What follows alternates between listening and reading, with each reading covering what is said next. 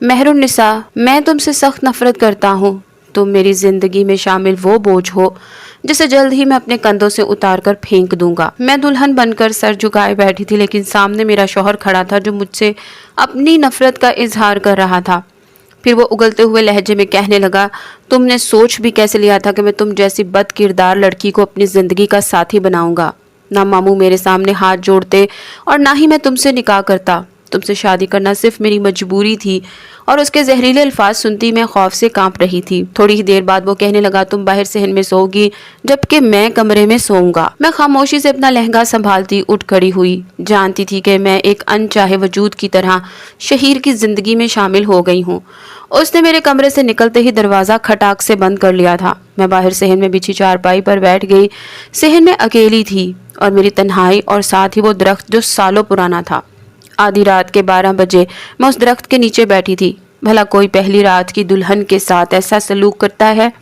میں چارپائی پر بیٹھی مسلسل آنسو بہائے جا رہی تھی، یہ جانے بنا کہ اوپر بیٹھا ایک وجود میرے آنسوؤں کو بہت دلچسپی سے دیکھ رہا ہے۔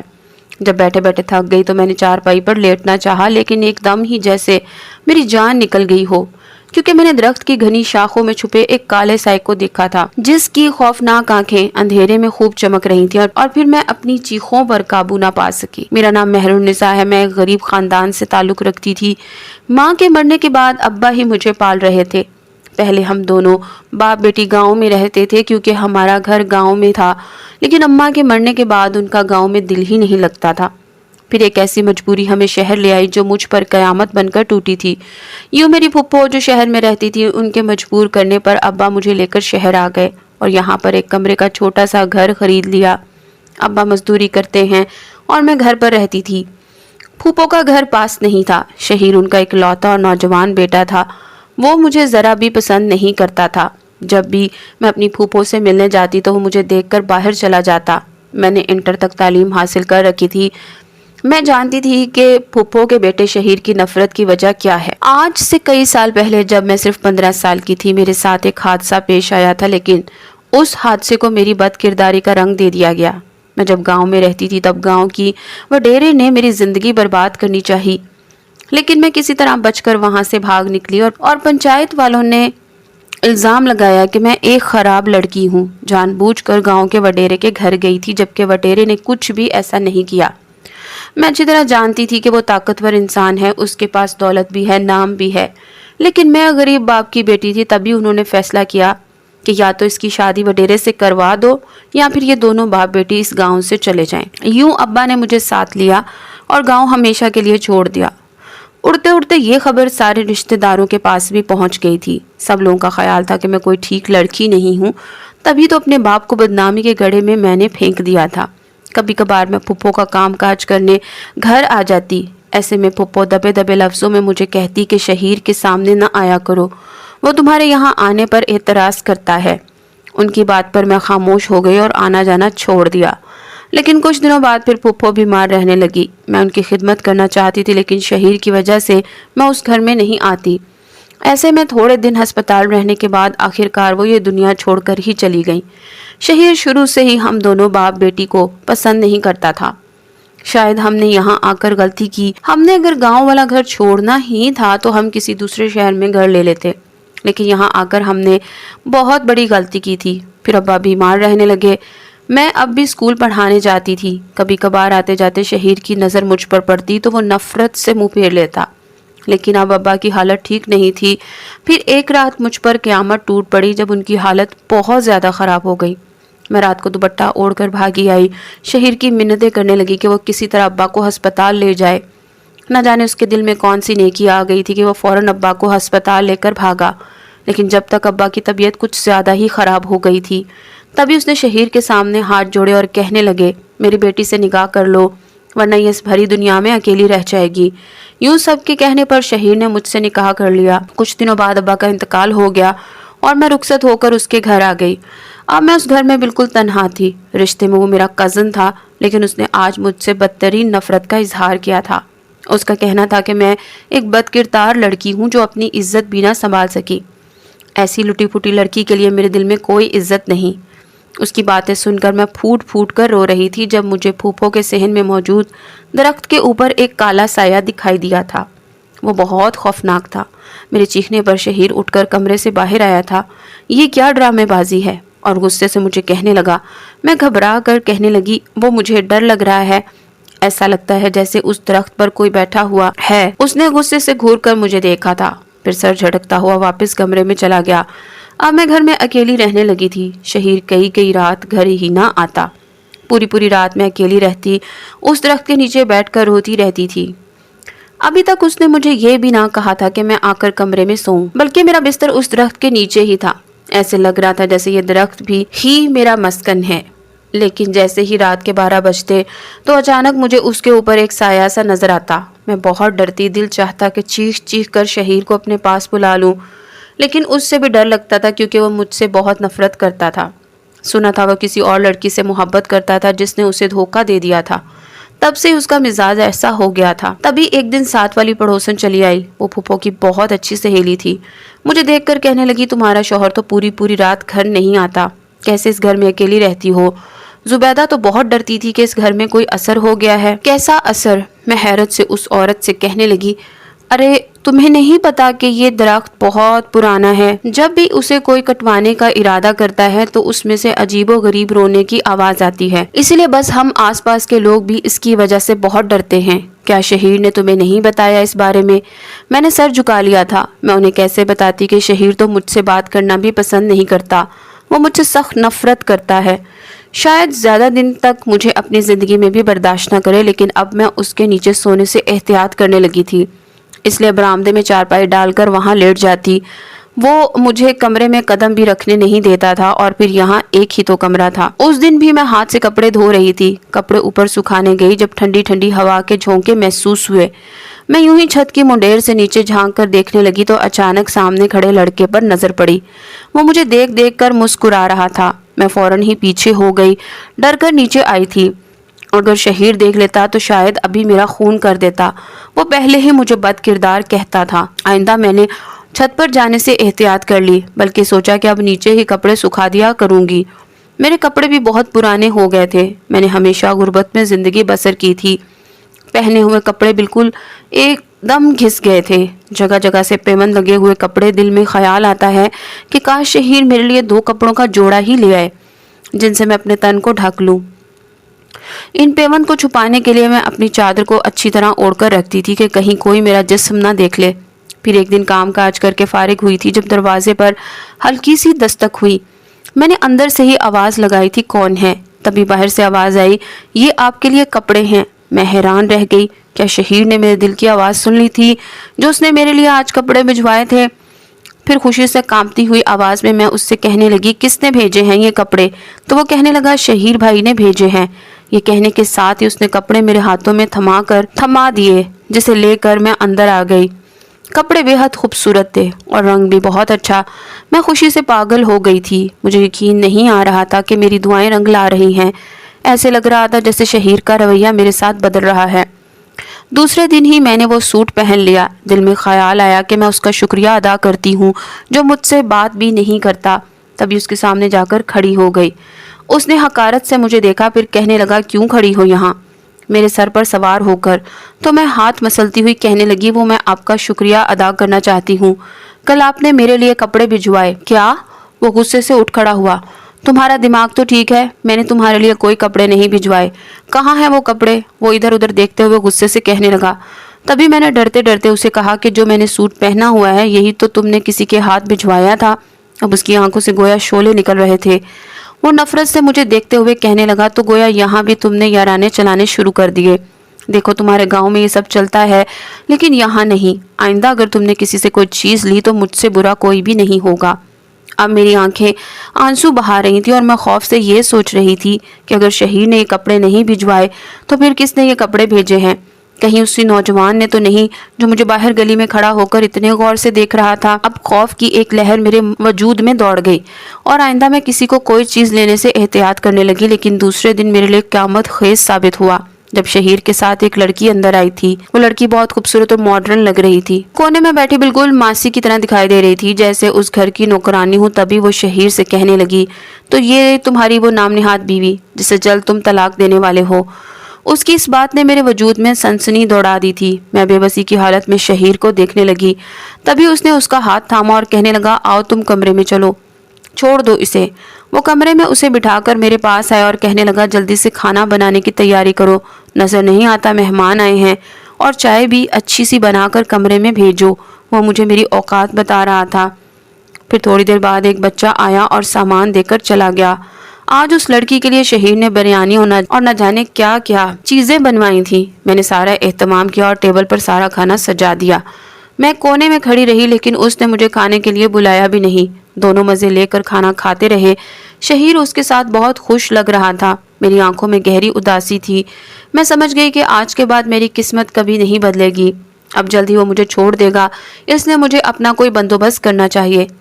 پھر اس رات میں اس درخت کے نیچے لیٹی رو رہی تھی، رو رو کر اپنے ابا کو یاد کرتی۔ میری آنکھیں آنسو بہائے جا رہی تھیں۔ جب میں نیم غنودگی کی کیفیت میں چلی گئی، تب ایسا محسوس ہوا جیسے کوئی چلتا ہوا میری چارپائی پر آیا ہو۔ کسی نے میرے آنسو صاف کیے تھے۔ کوئی مجھ سے گہری ہمدردی کر رہا تھا، نرمی سے میرا ہاتھ تھام کر مجھے حوصلہ دے رہا تھا۔ لیکن یہ احساس بہت خوبصورت تھا۔ میں آنکھیں کھول کر اسے دیکھنا چاہتی تھی، لیکن جیسے ہی آنکھیں کھولی تو جیسے سارا منظر غائب ہو گیا۔ لیکن میں اس منظر سے خود کو نہ نکال سکی تھی۔ بے اختیار میرے لبوں پر مسکراہٹ دوڑ گئی۔ ایک عجیب سی خوشی نے میرے وجود کو گہری لپیٹ میں لے لیا تھا۔ وہ جو کوئی بھی تھا جس نے بھی میرے آنسو صاف کیے تھے، اب میرے دل میں گھر کر چکا تھا۔ میری آنکھیں اسے تلاش کر رہی تھیں، لیکن آدھی رات کو مجھے کوئی خوف محسوس نہ ہو رہا تھا۔ اپنے دل کو میں عجیب مضبوطی میں مبتلا دیکھ رہی تھی۔ دوسرے دن میرے چہرے پر مسکراہٹ تھی۔ میرے جلدی جلدی سارے گھر کا کام نمٹا لیا، لیکن آج پھر وہی ہوا۔ پھر تو جیسے یہ روز ہونے لگا۔ شہیر اس لڑکی کو اپنے ساتھ لے کر آتا، ہر دوسرے دن دونوں کھانا وغیرہ پکواتے۔ وہ شہیر سے کہتے کہ گھر کی سیٹنگ ایسے کرنا ویسے کرنا، یہاں پر الماری بنائیں گے، یہاں پر یہ چیز رکھیں گے۔ یعنی کہ وہ دونوں مستقبل کی باتیں کر رہے تھے۔ دو انسانوں نے جب ساتھ زندگی گزارنی ہو تو پھر مستقبل کی باتیں انہیں مزہ دیتی ہیں، اور ایسا ہی ان کے ساتھ ہو رہا تھا، جبکہ میں تو صرف اس گھر میں ایک کچرے کا ڈھیر تھی۔ میری یہاں کوئی اوقات نہیں تھی۔ دل چاہتا تھا کہ پھوٹ پھوٹ کر روؤں اپنے نصیبوں پر۔ نہ جانے میرے نصیب نے مجھے اور کیا رنگ دکھانا تھا، لیکن پھر اس رات وہی میرے ساتھ موجود تھا۔ وہ خوبصورت احساس بن کر جب بھی میں سوتی تو ایسے لگتا جیسے کوئی بڑے پیار سے میرے چہرے پر ہاتھ پھیر رہا ہو، میرے ہاتھ کو چھوتا اپنی محبت کا احساس دلا رہا تھا۔ میں کبھی بھی اس احساس سے نکلنا نہیں چاہتی تھی، کیونکہ میں نے کبھی کسی سے محبت نہیں کی تھی۔ میری شادی شہیر سے ہوئی تھی، جو ایک ظالم اور سنگدل شخص تھا۔ اسے میرے جذبوں کی کوئی پرواہ نہ تھی۔ وہ روزانہ اس لڑکی کو لا کر میرے دل کو اپنے قدموں سے رونتا رہتا تھا۔ پھر وہ ایک دن آیا تو لڑکی مجھے نفرت سے دیکھتے ہوئے کہنے لگی، آخر تم کب اسے طلاق دو گے؟ تو شہیر مجھے دیکھتے ہوئے کہنے لگا، میں جلد ہی اسے چھوڑ دوں گا، پھر ہم دونوں ساتھ زندگی گزاریں گے۔ پھر اس رات میں نے ایک فیصلہ کیا تھا، اس سے پہلے کہ شہیر میرے دامن پر بدنامی کا داغ لگائے جو طلاق کی صورت میں ہو، میں خود ہی یہ گھر چھوڑ کر چلی جاتی ہوں۔ مجھے کسی نہ کسی یتیم خانے میں پناہ مل ہی جائے گی۔ نہیں، میں کسی صورت طلاق نہیں لوں گی۔ طلاق یافتہ لڑکی کی اس معاشرے میں کوئی عزت نہیں۔ یہی سوچ کر میں اس گھر سے نکل آئی تھی، ہمیشہ کے لیے گھر چھوڑ دیا۔ میں جانتی تھی کہ شہیر جلد ہی مجھے طلاق دے کر اس لڑکی سے شادی کر لے گا۔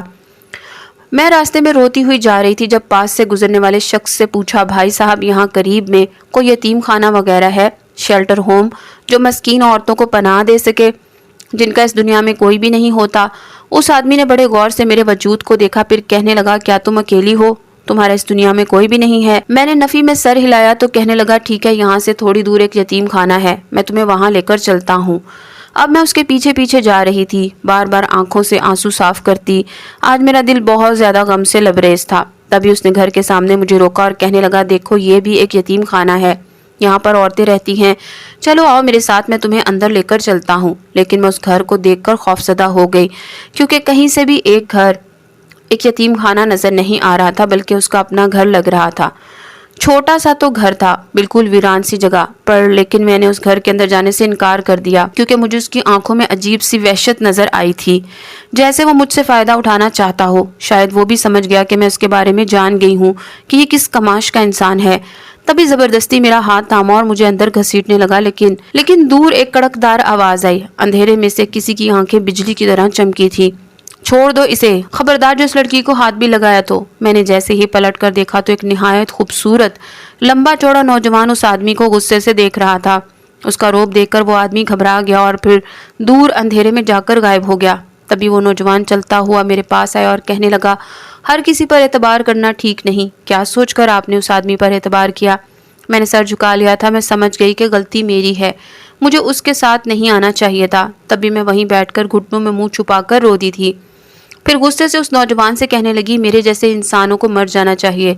अब मुझे खुदकुशी करनी है। मैं जा रही हूँ किसी ट्रेन के नीचे आकर अपनी जान दे दूंगी। मेरा इस दुनिया में कोई काम नहीं।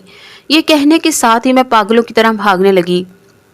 यहाँ एक जंगल था जो आसपास फैला हुआ था। मैं जानती थी कि यहाँ से थोड़ी दूर कोई पटरी वगैरह होगी जिस पर बैठकर मैं अपनी मौत का इंतजार कर सकती हूँ, जबकि वो मुसलसल मेरे पीछे आ रहा था। एकदम से ही उसने अपने मजबूत हाथों से मुझे दबोच लिया और कहने लगा, खबरदार जो खुदकुशी करने के बारे में सोचा भी तो। अल्लाह ऐसी मौत पसंद नहीं करता, हर हालात का मुकाबला करना चाहिए। मैं बेबसी से रोते हुए कहने लगी, लेकिन मैं अपने घर में हर रोज जीती हूँ, हर रोज मरती हूँ। मेरा शौहर मेरी आंखों के सामने दूसरी लड़कियों से गुलछड़े उड़ाता है। वो जल्द ही मुझे तलाक देने वाला है। तभी उसने मेरे सर पर हाथ रखा और कहने लगा, यहाँ से थोड़ी दूर मेरा घर है, तुम वहां पर रहो। जब तक तुम्हारा शौहर खुद तुम्हें लेने नहीं आता तो तुम्हारी इज्जत वहां महफूज रहेगी। अगर लड़कियां एक बार घरों से निकल जाएं तो दोबारा उनका ठिकाना मौत होती है। वो न जाने मुझे क्या समझाने की कोशिश कर रहा था। अब मैं बेबस थी। फिर खामोशी से उठी और उसके साथ उसके घर आ गई। ये कोई गेस्ट हाउस सा लग रहा था क्योंकि उसमें 3 कमरे बने हुए थे। गेस्ट हाउस की खामोशी और पुरस्रारियत ने मुझे अजीब से खौफ में मुब्तला कर दिया था। फिर मैं कमरे में सिमट कर बैठ गई, लेकिन खिड़की से बाहर का मंजर भी निहायत हेबतनाक था। बाहर दूर दूर तक खूब अंधेरा छाया हुआ था। उस जंगल में तो किसी की रूह भी नजर न आ रही थी। इंसान होना तो दूर की बात थी। लेकिन ये नौजवान यहाँ रहता कैसे है? उसका गेस्ट हाउस बहुत साफ सुथरा था। तभी वो हाथ में ट्रे और पानी का ग्लास लेकर मेरे पास आया था। उसने मेरे सामने खाना रखा। बज़ाहिर मुझे भूख नहीं थी, लेकिन फिर भी उसके कहने पर मैंने चंद नवाले खा लिए थे। दिखने में वो नौजवान निहायत शरीफ लग रहा था, जब तो मैं उस पर इंतहा एतबार कर लिया था। वो दूसरी कुर्सी पर बैठ गया। फिर कहने लगा, मैं जानता हूँ कि तुम हालात से किस कदर मजबूर हो, लेकिन हर चीज़ का मुकाबला करना चाहिए, ना कि अपनी जगह छोड़कर उसे हमेशा के लिए दूसरों को सौंप देना चाहिए। क्या तुम अपने शौहर से मोहब्बत नहीं करती थी? मैंने हैरत से सर उठाया और उसे कहने लगी, मोहब्बत क्या होती है? मोहब्बत तो वो जज्बा है जो मैं हर रात महसूस करती हूँ। मुझे अपने शौहर से नहीं बल्कि उस एहसास से मोहब्बत है जो मैं अपने आसपास महसूस करती हूँ। कैसा? ऐसा? वो नौजवान हैरत से कहने लगा, बस मुझे लगता है कि कोई मेरे पास आता है, वो मेरे चेहरे को छूता है, मेरे हाथों को छूता है और उस छूने के एहसास से मुझे मोहब्बत है। मुझे नहीं पता कि मैं अपने शौहर से मोहब्बत करती हूँ या नहीं, लेकिन उसके दिल में मेरी कोई जगह नहीं है। मैंने उसको साफ लफ्जों में बता दिया था कि मैं एक ठुकराई हुई लड़की हूँ। ठीक है, अभी तुम्हारी जहनी हालत ठीक नहीं, तुम आराम करो। तभी वो दरवाज़ा बंद करके चला गया। मैं वहीं खिड़की के बाहर देखती रही और नीम गनूदगी की कैफियत में चली गई। रात को ऐसा महसूस हुआ जैसे मेरे पास कोई खड़ा हो। किसी ने मेरे बालों को चेहरे से हटाया था और ये एहसास भी बहुत खूबसूरत था। तभी अचानक मेरी आंख खुल गई। मैंने उसी नौजवान को खुद पर झुके हुए देखा तो बेख्तियार मेरे मुंह से चीख निकल गई। वो घबरा कर कहने लगा, मैं ये कंबल आपके ऊपर डाल रहा था, दरअसल आप सर्दी में ऐसे ही सो गई। मैंने खौफजदा नज़रों से उसे देखा था कि कहीं ये मेरे साथ कोई गलत हरकत तो नहीं कर रहा था। मेरी आंखों में शक देखकर वो कहने लगा, मैं कोई ऐसा इंसान नहीं हूँ जो दूसरों पर गलत नज़र डालूं, मुझ पर एतबार कीजिए। ये कहकर उसने कंबल मेरे वजूद पर डाला और ख़ुद कमरा बंद करके बाहर चला गया। सुबह मेरी आंख खुली तो मैं हैरान रह गई। मैं उस घर में अकेली थी। खौफजदा सी चारों तरफ देखने लगी। आखिर वो नौजवान कहाँ चला गया जो मुझे यहाँ लेकर आया था? जैसे ही मैं उस घर से बाहर निकली तो चारों तरफ वीरानी और खौफनाक जंगल देखकर हैरान रह गई। लेकिन सुबह का उजाला फैल गया था, इसलिए मैं यहाँ से कहीं दूर जाना चाहती थी। मेरा रुख शहर की तरफ था। मैंने सोच लिया था कि कहीं ना कहीं मुझे ठिकाना मिल ही जाएगा। इसीलिए पूछती पूछती मैं एक शेल्टर होम में चली आई। शेल्टर होम की इंचार्ज ने मुझे सर से पांव तक देखा था। मैं बहुत ज़्यादा घबरा रही थी। फिर वो कहने लगी, बीबी अपने शौहर को बताकर तो आती घर से, अब वो मारा मारा फिर रहा होगा तुम्हारी तलाश में। मैं सर झुकाकर कहने लगी, उसे मेरी कोई परवाह नहीं, वो दूसरी शादी कर रहा है। اس سے پہلے کہ وہ مجھے طلاق دے دیتا میں خود ہی اس سے الگ ہو گئی۔ یہ میری بد نصیبی ہے کہ اس پوری دنیا میں میرا کوئی ٹھکانہ نہیں ہے۔ وہ بہت غور سے میری باتیں سن رہی تھی۔ پھر انچارج نے مجھے اندر جانے کی اجازت دے دی۔ وہاں اور بھی بہت سی عورتیں آئی ہوئی تھیں۔ عورتیں مجھے دیکھ کر آپس میں سرگوشیاں کرنے لگی۔ میں سہمی ہوئی ایک جگہ پر بیٹھ گئی۔ تبھی ایک عموماً لڑکی اٹھ کر میرے پاس آئی۔ وہ بھی بہت خوبصورت تھی، اتنی کہ میں اسے دیکھ کر چونک گئی۔ میرے پاس آ کر وہ بڑی نرمی سے کہنے لگی، کیا تم بھی مصیبت کی ماری ہو؟ کیا تمہارا بھی اس دنیا میں ہماری طرح کوئی بھی نہیں ہے؟ میری آنکھوں میں آنسو آ گئے تھے اس کی بات سن کر۔ پھر جب میں نے اسے بتایا کہ میں ایک شادی شدہ لڑکی ہوں تو وہ بڑی حیران ہوئی۔ کہنے لگی، تم تو اچھی خاصی خوبصورت ہو، کوئی بھی مرد تمہیں ایسے نہ چھوڑے، تمہارا شوہر کیا پاگل ہے؟ میں نے نفی میں سر ہلایا اور کہنے لگی، نہیں وہ پاگل نہیں ہے، بلکہ میرا نصیب خراب ہے۔ پھر وہ اداسی سے کہنے لگی، میں بھی بڑی بد نصیب ہوں، بچپن میں ہی میرے ماں باپ کا انتقال ہو گیا تھا تو اماں نے دوسری شادی کر لی۔ میرا سوتیلا باپ بڑا ظالم تھا، وہ گرم گرم چمٹوں سے مجھ پر ظلم کرتا، کبھی اس قدر مارتا پیٹتا کہ میں چیخنے چلانے پر مجبور ہو جاتی۔ لیکن میری اماں بھی مجبور تھی۔ جب میں 13 سال کی ہوئی تو مجھے کہیں بیچنا چاہتا تھا، شاید کسی طوائف کے کوٹھے پر۔ تب اماں نے مجھے گھر سے بھگا دیا۔ میں راستہ بھٹکتی ہوئی یہاں پر پہنچ گئی۔ شکر تھا کہ مجھے کوئی ایسا درندہ نہ ملا جو مجھے نوچ کر کھا جاتا۔ اب اتنے سالوں سے میں یہیں پر ہوں، مجھے یہاں رہتے ہوئے 7 سال ہو گئے ہیں۔ لیکن تم نے یہاں آ کر بھی غلطی کی تھی۔ کیا مطلب ہے تمہارا؟ میں گھبرا کر اسے دیکھنے لگی تو وہ کہنے لگی، دراصل یہاں کا ماحول ٹھیک نہیں ہے، یہاں کا جو بڑا آنر ہے اس کی نیت بہت خراب ہے۔ کوئی بھی خوبصورت لڑکی دیکھتا ہے تو وہ اسے اپنے گھر بلا لیتا ہے، پارٹیوں میں یہاں کی لڑکیوں کو پیش کیا جاتا ہے۔ اب تم بھی اس کام کے لیے تیار ہو جاؤ۔ تو کیا تم بھی وہی کام کرتی ہو؟ اب تو میری زبان سے الفاظ ہی ادا نہ ہو رہے تھے تو اس نے نظریں جھکا لی اور کہنے لگی، کیا کروں، مجبوری میں کرنا پڑتا ہے، میرے پاس اور کوئی ٹھکانہ بھی تو نہیں۔ میں تو کہتی ہوں تم واپس اپنے شوہر کے پاس چلی جاؤ یا پھر وہ تمہیں لینے آ جائے، بس میں تمہارے لیے دعا ہی کر سکتی ہوں۔ اب تو میں بے بسی سے گھٹنوں میں منہ چھپا کر رو رہی تھی۔ ایسے لگ رہا تھا جیسے میں نے یہاں آ کر بہت بڑی غلطی کی ہو۔ لیکن ابھی اس بات کو 3-4 گھنٹے ہی گزرے تھے جب انچارج آ کر کہنے لگی، باہر کوئی نوجوان آیا ہے، تمہارا پوچھ رہا ہے، کیا وہ تمہارا جاننے والا ہے؟ اس نے تمہارا نام بھی بتایا ہے، مہرالنساء نام ہے نا تمہارا؟ میں نے اسبات میں سر ہلا دیا۔ دل میں خوشگمانی پیدا ہوئی کہ شاید شہیر کو میرا خیال آ گیا ہے، وہی مجھے لینے آیا ہے۔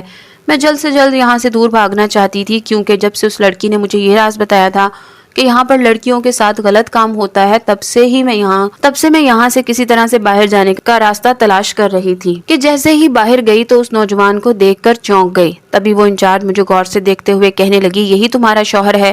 تو میں نے ہاں میں سر ہلا دیا۔ پھر وہ نوجوان آگے بڑھا اور مجھے غور سے دیکھتے ہوئے کہنے لگا، چلو میں تمہیں لینے آیا ہوں، دراصل میں تمہارے لیے کھانا لینے گیا تھا اور تم وہاں سے چلی آئی، اب تم یہاں نہیں رہو گی بلکہ میرے ساتھ چلو گی۔ میں بھی اس کے ساتھ جانا چاہتی تھی، پیچھے انچارج مجھے روکتی رہ گئی اور بہانے سے کہنے لگی کہ یہ پھر سے تمہیں لے جائے گا، تم پر ظلم و ستم کرے گا، تم اس کے ساتھ نہ جاؤ۔ لیکن میں جلد سے جلد یہاں سے فرار ہونا چاہتی تھی۔ پھر تیزی سے اس نوجوان کے ساتھ باہر آ گئی۔ میرا سانس بہت بوجھل ہو رہا تھا، ایسے لگ رہا تھا جیسے میں کسی قید خانے سے باہر آ گئی ہوں، لیکن اس کی نظریں مجھ پر جمی تھیں۔ پھر وہ مجھے کہنے لگا، تم نے انچارج سے جھوٹ کیوں بولا کہ میں تمہارا شوہر ہوں؟ کیا سچ مچ تم میرے آنے کا انتظار کر رہی تھی؟ میں نے ایک گہری سانس لی اور اسے کہنے لگی، ہاں، کیونکہ وہ شیلٹر ہوم کے نام پر عورتوں کا طوائف خانہ ہے۔ اب وہ بالکل خاموش ہو گیا تھا۔ پھر مجھے کہنے لگا، خدا کا شکر ادا کرو کہ تمہاری عزت محفوظ رہی، اب میں تمہیں تمہارے شوہر کے گھر چھوڑ دیتا ہوں۔ لیکن میں نے نفی میں سر ہلا دیا اور کہنے لگی، میں ابھی کچھ دن انتظار کرنا چاہتی ہوں، اگر اس کے دل میں میرے لیے کوئی جگہ ہوگی تو وہ مجھے لینے ضرور آئے گا۔ میری بات سن کر وہ خاموش ہو گیا، پھر کہنے لگا، ٹھیک ہے، میری ایک جاننے والی عورت ہے، تم اس کے ساتھ رہو، یوں اکیلا ہم دونوں کا رہنا بھی ٹھیک نہیں ہے۔ میں اس کی بات پر راضی ہو گئی۔ پھر وہ مجھے لے کر ایک گھر میں چلا آیا جہاں پر ایک عورت تنہا رہتی تھی۔ وہ بوڑھی عورت، وہ مجھے کہنے لگا، تم اس کی خدمت کرتی رہو، یہ بہت اچھی ہے، تمہارا خیال رکھے گی اور تمہیں جس چیز کی بھی ضرورت ہوگی مجھے بتانا، میں ہر روز تمہارے پاس ضرور آؤں گا۔ یہ کہتے ہی وہ وہاں سے چلا گیا، لیکن میں اس اندھی بوڑھی عورت کے پاس آ گئی جو چارپائی پر بیٹھی تھی۔ پھر میں نے اس کا گھر صاف کیا اور اس کی خدمت گزاری کرنے لگی۔ وہ عورت واقعی ہی میں بہت اچھی تھی، زیادہ تر خاموش ہی رہتی، ہاتھ میں تسبیح پکڑے بس خدا کی عبادت کرتی رہتی تھی۔ کیا تمہیں یہاں نور عالم لے کر آیا ہے؟ کون نور عالم؟ میں حیرت سے اس کی بات سن رہی تھی۔ وہی جو ہر روز میرے پاس آتا ہے، میری خدمت گزاری کرتا ہے، وہ ہر کسی پر مہربان نہیں ہوتا، اس کی مہربانی کی کوئی خاص وجہ ہوگی۔ آج مجھے پتا چلا تھا کہ اس نوجوان کا نام نور عالم ہے۔ دن بھر کا کام کاج کرنے کے بعد میں بری طرح تھک گئی تھی۔ پھر جیسے ہی رات ہوئی تو اچانک دروازے پر دستک ہوئی۔ میں نے جیسے ہی دروازہ کھولا سامنے وہ کھانا لے کر کھڑا تھا۔ وہ اندر بھی نہ آیا اور کھانا پکڑا کر چلا گیا۔ میں اس کے خیال رکھنے پر حیران رہ گئی۔ وہ کس قدر مہربان ہے، بار بار میرے دل میں اس کا خیال آ رہا تھا۔ پھر رات کو کھانا کھاتے ہی میں گہری نیند سو گئی، لیکن وہی احساس میرے ارد گرد تھا، جیسے کوئی پیار بھری نظروں سے میرے وجود کو دیکھ رہا ہو۔ اس احساس کے ساتھ ہی میں گہری نیند کی آغوش میں چلی جاتی تھی۔ آنکھیں کھولنے کی ناکام کوشش کرتی، لیکن اس احساس سے جدا ہونا ہی نہیں چاہتی تھی۔ اس لیے میں یوں ہی نیند کی کیفیت میں جاگتی رہی۔ تبھی کسی نے میرا ہاتھ تھاما تھا۔ ایسے لگا جیسے کسی نے مجھے ہاتھ میں کوئی خوبصورت انگوٹھی پہنائی ہو، لیکن کیونکہ اس کا لمس میں اپنے ہاتھ پر محسوس کر رہی تھی۔ پھر صبح ہی میری آنکھ کھلی تھی، لیکن میرے پیروں تلے سے زمین نکل گئی۔ میرے ہاتھ میں وہ خوبصورت انگوٹھی موجود تھی جس کا سفید نگینہ خوب جگمگا رہا تھا۔ میں نے دیکھا وہ اماں جاگ رہی تھی۔ حسب معمول ان کا نورانی چہرہ چمک رہا تھا۔ سفید لباس پہنے وہ بہت پاکیزہ لگ رہی تھی۔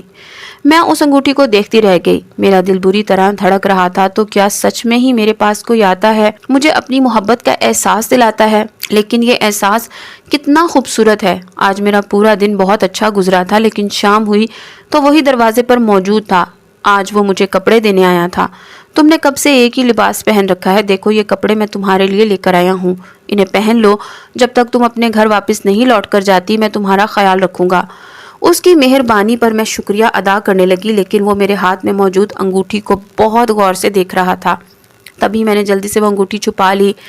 میں خود نہیں جانتی تھی کہ انگوٹھی میرے ہاتھ میں کس نے پہنائی ہے۔ پھر میں نے اماں کو ناشتہ کروایا اور خود بھی ناشتہ کر کے سارے گھر کی صفائی کی، اور پھر ظہر کی نماز پڑھ کر اماں کے پاس آ بیٹھی۔ اماں کیا آپ اس گھر میں اکیلی رہتی ہیں؟ اس نے ہاں میں سر ہلایا، پھر ٹھنڈی سانس بھر کر کہنے لگی، پہلے میری بہوئیں اور بیٹے میرے ساتھ رہتے تھے، لیکن پھر وہ کینیڈا شفٹ ہو گئے۔ میں اکیلی جان اندھی بلا کیسے ان کے ساتھ جاتی؟ بس بیٹا بڑھاپے میں کسی کسی کی ہی اولاد وفا کرتی ہے۔ شاید میری اولاد نے وفا نہیں کی، اس لیے میں اسی گھر میں رہتی تھی۔ تم یقین نہیں کرو گی، 3 دن سے میں اس گھر میں بھوکی پڑی ہوئی تھی۔ تبھی ایک دن آدھی رات کو اس گھر کا دروازہ کھلا اور کوئی اندر آیا۔ وہ میرے حال پر افسوس کر رہا تھا۔ جب میں نے اس سے پوچھا بیٹا تم کون ہو، تو وہ کہنے لگا میں نور عالم ہوں، آپ کی مدد کرنے آیا ہوں۔ آپ کو ایسے حال میں دیکھ کر بہت دکھ ہوا ہے اماں جی۔ پھر اس نے پورے گھر کی صفائی کی، مجھے کھانا وانا کھلایا، پھر اس نے اپنا یہ معمول بنا لیا۔ اب وہ ہر روز میرے پاس آتا تھا، لیکن پھر وہ تمہیں یہاں لے آیا۔ لگتا ہے کہ تم بھی حالات سے مجبور ایک مظلوم لڑکی ہو۔ اماں کی کہانی سن کر تو میری آنکھوں میں آنسو آ گئے تھے۔ ان کی اولاد کس قدر سنگ دل اور ظالم تھی۔ جس طرح شہیر نے میری زندگی مجھ پر تنگ کر دی تھی، اسی طرح اماں کے بڑھاپے کے دن بھی کس اذیت سے گزر رہے تھے۔ لیکن وہ نوجوان واقعی ہی تعریف کا مستحق ہے، ہر کوئی انسان ایسا نہیں ہوتا۔ پھر میں نے اماں کو اپنی کہانی سنائی تو انہوں نے میرے سر پر ہاتھ رکھا اور کہنے لگی میری دعا ہے کہ تم اپنے گھر واپس چلی جاؤ، خدا کرے تمہارا شوہر تمہیں لینے آئے، اسے تمہاری قدر ہو جائے۔ اماں کی دعا پر میں نے اس کا شکریہ ادا کیا تھا، لیکن پھر میں نے اس کے لائے ہوئے کپڑے پہن لیے۔ ان کپڑوں کو دیکھ کر میں چونک گئی تھی۔ ایسے ہی کپڑے تو کسی نے مجھے دروازے سے دیے تھے جب میں اپنے گھر میں رہتی تھی، بالکل ایسا ہی لباس تھا وہ۔ میں نے خوشی خوشی وہ کپڑے پہن لیے تھے جس میں اپنا آپ بہت اچھا لگ رہا تھا۔ پھر میں اماں کے پاس آ کر کہنے لگی، اماں آپ اس نوجوان کے بارے میں نہیں جانتی ہیں، کہاں رہتا ہے، کہاں سے آیا ہے؟ تب وہ ایک لمحے کو خاموش ہوئی، پھر کہنے لگی اس کے پیچھے ایک گہرا راز ہے۔ کیا مطلب ہے آپ کا؟ اب میں چونک کر ان کی بات سن رہی تھی۔ بیٹا وہ کوئی انسان نہیں بلکہ ایک جنات ہے۔ یہ آپ کیا کہہ رہی ہیں؟ میں ان کی بات پر حیران رہ گئی تھی۔ میں سچ کہہ رہی ہوں، میں ایک اندھی عورت ہوں، لیکن میں نے اس کے آتے ہی محسوس کر لیا تھا کہ یہ خدا کی کوئی نیک مخلوق ہے جو انسانوں میں سے نہیں، ورنہ اس قدر نیک کبھی بھی کوئی انسان نہیں ہو سکتا۔ جب بھی مجھے کسی چیز کی ضرورت ہوتی ہے وہ پہلے سے ہی جان لیتا ہے، اس کے اندر یہ طاقت موجود ہے۔ وہ ایک جنزاد ہے، نہ جانے کہاں رہتا ہے، یہ تو میں نہیں جانتی، لیکن ہر رات کے 12 بجے کے بعد وہ میرے پاس آتا تو میں اس کی خوشبو سے ہی پہچان لیتی تھی۔ پہلے اس گھر میں گندگی کی وجہ سے شیطان جنات کا بسیرا ہو گیا تھا، لیکن جیسے ہی وہ یہاں پر آیا تو وہ شیطان جنات اس گھر کو چھوڑ کر فرار ہو گئے۔ تب سے ہی وہ یہاں آتا جاتا ہے، میرا خیال رکھتا ہے، میں اس کی احسان مند ہوں۔ اماں نے تو عجیب بھیانک انکشاف کیا تھا۔ اب میرے ہاتھ پاؤں لرز رہے تھے۔ میں نے سوچا کہ شام ہوتے ہی پھر سے کھانا دینے آئے گا، لیکن دل چاہ رہا تھا کہ میں یہاں سے بھاگ جاؤں، لیکن بوڑھی اندھی اماں کو چھوڑ کر جانے کا بھی دل نہیں کر رہا تھا۔ तभी रात हुई तो दरवाजे पर दस्तक होने लगी। मुझे यूं घबराए हुए देखकर अम्मा कहने लगी, डरो मत, वो किसी को कोई नुकसान नहीं पहुंचाता। उसके पीछे छुपी उसकी मोहब्बत और खलूस है जो वो सबकी मदद करता है। तभी मैंने दरवाज़ा खोला, सामने ही वो खड़ा था, अपनी चमकती आंखें लिए। खाना पकड़ते हुए मेरे हाथ पांव कांप रहे थे। तभी उसने गौर से मेरे चेहरे को देखा और कहने लगा, तुम्हारे चेहरे से साफ जाहिर है कि तुम मेरी असलियत जान गई हो, लेकिन मेहरून निसा ये नहीं पूछोगी कि मैं कब से तुम्हारे पीछे हूँ। मैंने एक झटके से सर उठाया था। उसकी आवाज़ भी बहुत खूबसूरत थी। तो वह कहने लगा, एक रात मैं उसी दरख्त पर बैठा था जिसके नीचे तुम दुल्हन बनी बैठी रो रही थी। दरअसल मैं वहाँ अक्सर मस्जिद की तरफ आता जाता था, कभी कभार उस दरख्त पर बैठकर अल्लाह की इबादत करता। लेकिन जब तुम दुल्हन बनी रो रही थी तो मुझे तुम पर बहुत तरस आया। तुम्हारे आंसू ने मुझे तुमसे इश्क करने पर मजबूर कर दिया। मैं चुपके चुपके तुम्हारी मदद करने लगा। तुम हर रात ही वहां बैठकर रोती थी, लेकिन फिर मेरी मौजूदगी महसूस करके तुम शदीद घबराहट का शिकार होती। मैं इस मोहब्बत की आग में जल रहा था, किसी तरह तुम्हारे सामने आना चाहता था, लेकिन मुझे ऐसा मौका न मिला। मैंने इंसानी शक्ल अख्तियार की और तुम्हारे सामने आ गया। गेस्ट हाउस में मिलने वाला मेरा ही वजूद था। मैं एक जिनजाद हूँ, लेकिन ऐसा जिनजाद जो किसी आदमजादी की मोहब्बत में गिरफ्तार हो जाए।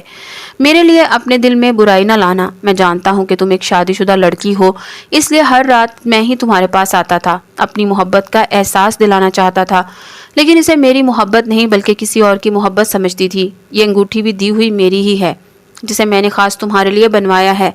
जब तक तुम अकेली हो, तुम्हारा ख्याल रखने के लिए मैं मौजूद हूँ। तुम पर कभी कोई आंच आने नहीं दूंगा। उसकी बात पर मेरी नज़रें झुक गई थीं। फिर मैं बड़ी मुश्किल से उससे कहने लगी, तुम्हारा मुझ पर एहसान है, मैं ये एहसान कभी भी फरामोश नहीं करूँगी। तुम एक नेक जिन्नात हो, सबकी मदद करने वाले। मेरी बात सुनकर वो खुश हो गया था। फिर कहने लगा, तुम्हारी नज़रों में मेरे लिए इज्जत है, मेरे लिए यही बहुत है। जब तक तुम्हारा शौहर वापस नहीं आ जाता, तुम यहाँ पर आराम से रहो। तुम्हारी और इस बूढ़ी अम्मा की खबरगिरी करने के लिए मैं यहाँ मौजूद हूँ, इसलिए तुम्हें ज़माने का खौफ खाने की कोई ज़रूरत नहीं। ये कहकर वो चला गया था, लेकिन हमेशा के लिए मेरे दिल पर अपना नक्श छोड़कर उस रात में न जाने क्यों आंसुओं से रो रही थी। काश वो एक इंसान होता तो मैं कभी भी उसकी ज़िंदगी से न जाती, लेकिन वो एक जिन्नात है। हमेशा के लिए ये मोहब्बत की कसक मेरे दिल में यूं ही जलती रहेगी। मैं न जाने क्या क्या बातें सोच रही थी, लेकिन अगला दिन बहुत हैरान कुन था जब दरवाजे पर दस्तक हुई। मैं उस वक्त अम्मा के घर की सफाई कर रही थी। मेरे सारे कपड़े गीले हो रहे थे, लंबे बालों की चुटिया पुष्प पर बिखेरे। मैं काम में मसरूफ थी। उठकर दरवाज़ा खोला तो सामने खड़े शहीर को देखकर मेरे हवास बुरी तरह मुअत्तल हो गए। मैं उसे देखकर बहुत ज़्यादा घबरा रही थी, लेकिन उसकी नज़रों में मेरे लिए आज नफरत नहीं बल्कि कोई और ही जज्बा छलक रहा था। मैं तुम्हें लेने आया हूँ मेहरुन्निसा, उसकी भारी आवाज़ गूंजी थी, जबकि मुझसे तो कुछ बोला ही ना गया। कब से तुम्हें तलाश करता फिर रहा था, तभी किसी ने मुझे बताया कि तुम यहाँ रह रही हो। एक लड़की जो ज़माने की ठोकरों की जद पर थी, वो उस बूढ़ी अम्मा की खिदमत करके अपनी ज़िंदगी गुजार रही है। तभी मैं समझ गया कि वो लड़की तुम ही हो सकती हो, क्योंकि तुम्हारा जज्बा ही बेलौस होता है। मैं ही शैतान था जो तुम्हारे जज्बों को ना समझ सका। आज शहीर कैसा इंकशाफ कर रहा था, उसने तो मुझे कुछ बोलने के काबिल ही ना छोड़ा था। मैं सर झुकाकर उसके सामने बैठी रही। वो उदास लहजे में कहने लगा, तुमसे नफरत की वजह यह थी कि जब एक बार मैं गांव गया तो वहाँ के आदमियों ने मुझे बताया कि तुम एक बदकिरदार लड़की हो जो वडेरे के साथ कई रातें गुजार चुकी हो। तब से ही मुझे तुम्हारी ज़ात से नफरत हो गई। लेकिन जब तुम हमारे ही शहर में आबाद हो गई, वो भी अपने बाप के साथ, तो अम्मा हर बात पर तुम्हारा जिक्र मेरे सामने करती और कहती कि तुम्हारी शादी मुझसे हो जानी चाहिए, लेकिन मैं तो तुमसे सख्त नफरत करता था। इसलिए मैंने अम्मा के सामने साफ इनकार कर दिया और कहने लगा कि मैं हरगिज़ उस बदकिरदार लड़की से शादी नहीं करूँगा। लेकिन फिर वही बात है कि जब किस्मत में शादी लिखी हो तो होकर रहती है, और मेरी शादी तुमसे हो गई। लेकिन मैं तुम्हारा वजूद कभी भी बर्दाश्त ना कर सकता था, इसीलिए तुम्हें चिढ़ाने के लिए मैं जोया को अपने घर ले आता। मैं सिर्फ तुम्हें दिखाना चाहता था कि मेरी ज़िंदगी में लड़कियों की कमी नहीं है।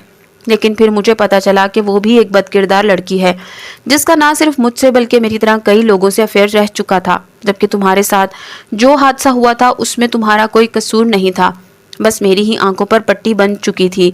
अब जोया को मैंने अपनी ज़िंदगी से निकाल दिया है। जब एक दिन तुम चुपके से घर छोड़कर चली गई तो मुझे एहसास हुआ कि मैंने अम्मा और मामू से किया हुआ वादा तोड़ दिया है। मैं तुम्हारी हिफाजत ना कर सका। अब मैं तुम्हें तलाश करना चाहता था। ऐसे लग रहा था जैसे अम्मा और मामू मुझे क़यामत के दिन नहीं बख्शेंगे। यही बात मुझे बहुत परेशान कर रही थी। यूँ कई दिन गुजर गए। एक दिन मैं सड़क किनारे जा रहा था जब मुझे पीछे से किसी ने आवाज़ दी। मैंने देखा वो एक खूबसूरत नौजवान था।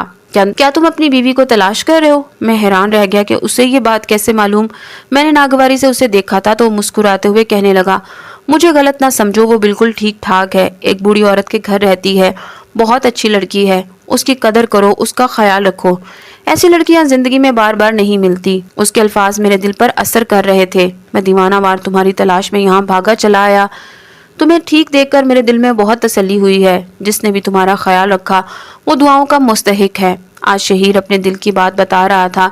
फिर मेरी जिंदगी बदल गई जब वो कहने लगा कि मैं तुम्हें लेने आया हूँ, अपने घर चलो मेहरुन्निसा, जो घर तुम्हारा मुंतजिर है। उसके अल्फाज ने मुझ में नई रूह फूंक दी थी। तब मैं उससे कहने लगी, लेकिन मैं इस अम्मा को अपने साथ लेकर जाऊंगी, उसे इस हाल में कभी भी अकेला नहीं छोड़ूंगी।